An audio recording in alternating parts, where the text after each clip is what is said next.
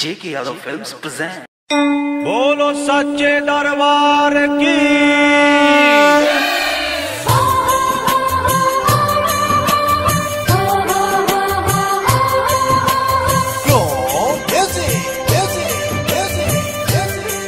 Music by Rajkamal Sinha.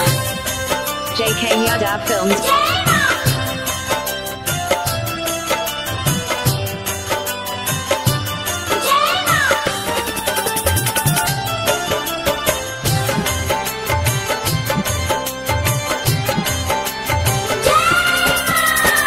सब केहू काहे है मैया हमके बाझिनिया हो। सब केहू काहे है मैया हमके बाझिनिया हो। मन करे लिहती रहिया जारन जी, मन करे लिहती रहिया जारन जी। सब केहू काहे है मैया हमके बाझिनिया हो। मन करे लिहती रहिया जारन जी, मन करे लिहती रहिया जारन जी।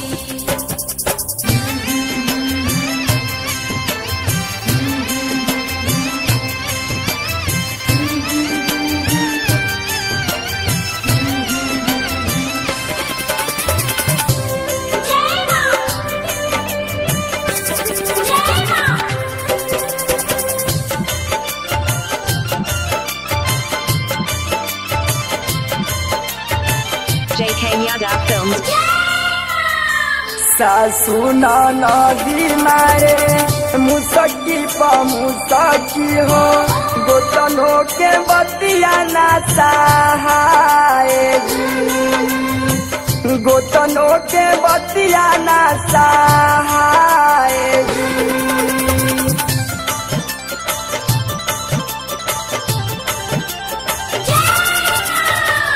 सासू नदी मारे मुसकी पा मुसकी हो।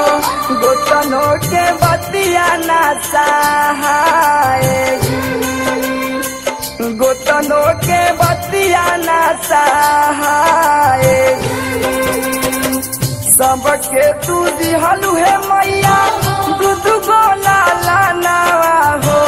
हमर बेरा दुनिया अन्हारन जी, मन करे लिहती रहिया जारन जी।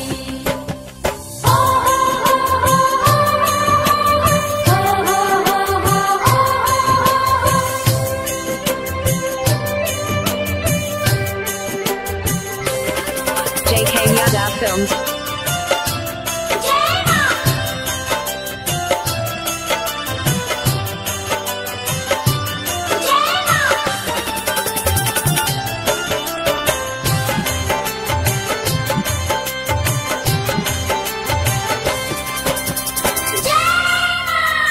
सुनिले कि माई रउआ हई बड़ी दानी जी।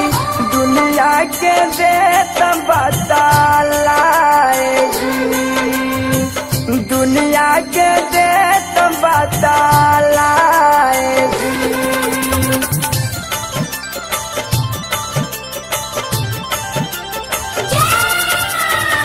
सुनिले कि माई रउआ हई बड़ी दानी जी।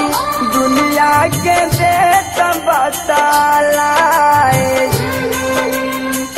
दुनिया के देत बतालाएगी।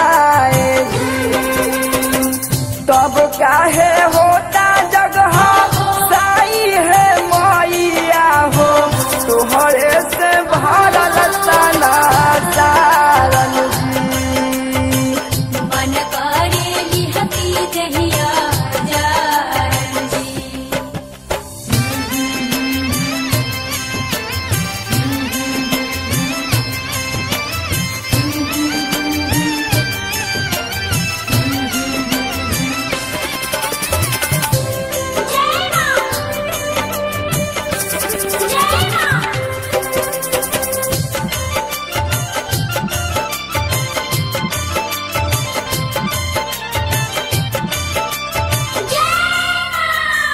तोता बिना सुना लागे खोतवा के डाली जी फूल बिना बगियन में माली जी फूल बिना बगियन में माली जी